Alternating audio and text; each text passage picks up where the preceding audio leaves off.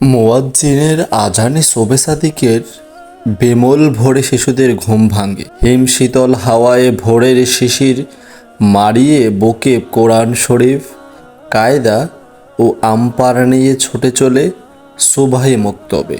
কখনো শীতের সকালে চকচকে সোনালি রোদ পোহাতে পোহাতে গায়ের সেই মক্তবে, কোচের মধ্যে মোড়ে মোড়কে মোয়া, কখনো খই বা নাড়ু খেতে খেতে পৌঁছে গেছে কোরআন শিক্ষার পাঠশালায়। কি যে এক আনন্দ, কি যে এক অনুভূতি, কি অপরূপ দৃশ্য! আজও প্রাণ ছুঁয়ে যায়, মনে হয় ফিরে যাই সেই শৈশবে। মক্তবের শিক্ষার্থীদের মাঝে কত উচ্ছ্বাস, কত প্রেম ভালোবাসা, কত বন্ধুত্বপূর্ণ সম্পর্ক গড়ে উঠেছে। শিশুকালের সেই সময়ে কত প্রীতি গড়ে উঠেছে ছাত্রছাত্রীদের মাঝে, সেটা তুলনাহীন। কোরআন শিক্ষার সেই আসরগুলোতে এক মজার পরিবেশ জন্ম নিয়েছিল। ভ্রাতৃত্ব বন্ধন, বন্ধুত্বপূর্ণ সম্পর্ক, নিঃস্বার্থ ভালোবাসার যেন মডেল ছিল। বিশেষ করে কোরআনের নেসবাতে যেন মধুর প্রীতি দেখা যেত সবার মাঝে। বড় পরিতাপের বিষয়, বর্তমান যুগে যেন সেই সুবহে মক্তবগুলো হারিয়ে গেছে। মুয়াজ্জিনের ফজরের আজানে যেন আর শিশুদের ঘুম ভাঙছে না। শোবে সাদিকের নির্মল হাওয়া থেকে আমাদের শিশুরা বঞ্চিত।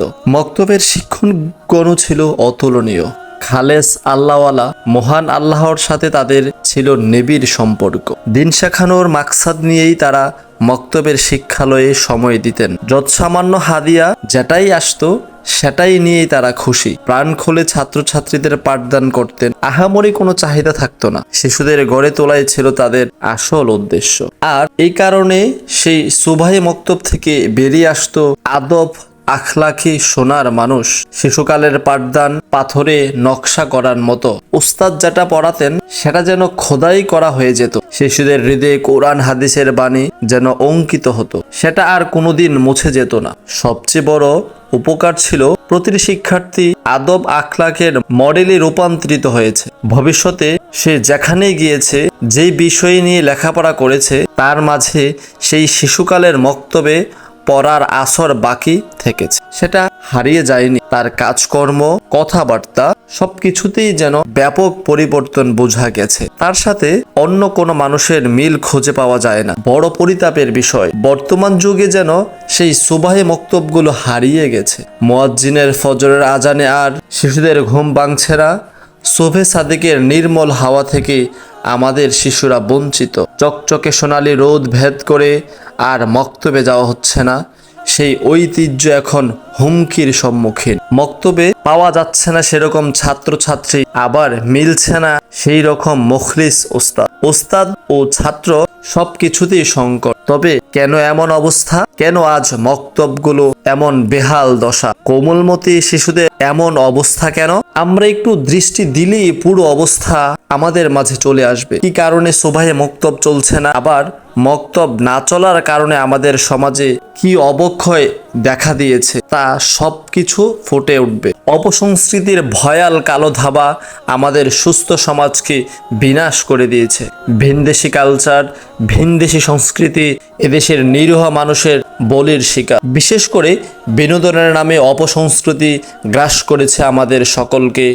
বর্তমান সময়ে মোবাইল, ইউটিউব এবং টিভি চ্যানেলগুলো সর্বনাশ ডেকে আনছে সকলকে। গভীর রাত পর্যন্ত টিভি চ্যানেলগুলো দেখা, রাত জেগে ইউটিউবের প্রোগ্রাম দেখে শিশু কিশোরদের আর ফজরের নামাজে ঘুম ভাঙছে না। এমন আসক্তি এখন টিভি চ্যানেল এবং ইউটিউবের প্রতি কোনো শক্তি তাদের ফেরাতে পারছে না। গার্ডিয়ানদের অবহেলা এখন চরম পর্যায়ে। আগেকার অভিভাবকগণ নিজের সন্তানদের দিনী শিক্ষা দেওয়াকে কামিয়াবি মনে করতেন। মানুষের মতো মানুষ বানানোর ফিকির থাকতো তাদের। কিন্তু এখন অভিভাবকদের চরম উদাসীনতা, দিনী শিক্ষার প্রতি অনাগ্রহ, দুনিয়ার চাকচিক্যের দিকে ঝুঁকে ছেলেমেয়েদের দিন থেকে মাহরুম করছে। মক্তব পরিচালনা কমিটির গাফলতি চরম পর্যায়ে। অধিকাংশ জায়গাতে শিক্ষকদের যথোপযুক্ত সম্মান দেওয়া হচ্ছে না। শিক্ষকদের বেতন ভাতা দেওয়ার ব্যাপারে কার্পণ্যতা, যার কারণে বহু জায়গায় সুবহে মক্তবগুলো বন্ধ হয়ে রয়েছে। কিন্ডারগার্টেন ও স্কুলের সময় কিছুটা এলোমেলো। ভিন্ন স্কুলে প্রভাতী শিফটে কারণ মক্তবে যাওয়ার সময় পাচ্ছে না শিক্ষার্থীরা। ছাত্রছাত্রী সংকটে অটোমেটিক বন্ধ হচ্ছে ঐতিহ্যবাহী মক্তব। দুঃখের সাথে বলতে হচ্ছে এমন কিছু কারণে আজ আমাদের ঐতিহ্যবাহী শিক্ষা হুমকির মুখে। মক্তবের শিক্ষাই আসল শিক্ষা।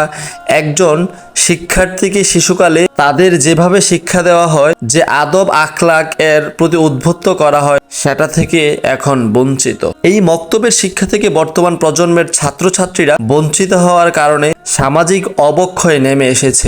আজ আমাদের সামাজিক ব্যবস্থায় পচন ধরেছে, মন মগজে এলোমেলো হয়ে আছে। এই প্রজন্মের সন্তানদের থেকে শিষ্টাচার ভদ্রতা বিদায় নিয়েছে। মুরব্বীদের মান্যতা, ছোটদের স্নেহ, হৃদয়তা, ভ্রাতৃত্ববোধের ভাটা পড়েছে। ভিনদেহী সংস্কৃতি এর দাপটে এখন সব দিশেহারা। এজন্য ভাই বন্ধু সকলে মিলে আমাদের সেই ঐতিহ্য ফিরিয়ে আনা জরুরি। এই সমাজকে বাঁচাতে, জাতিকে বাঁচাতে সুবাহি মক্তবের বিকল্প নেই। সুস্থ সমাজ ব্যবস্থাপনা এবং সুন্দর পরিবেশ রক্ষায় সুবাহি মক্তব প্রতিষ্ঠা সময়ের দাবি। আল্লাহ তাআলা আমাদের ওপর রহম করুন, আমিন।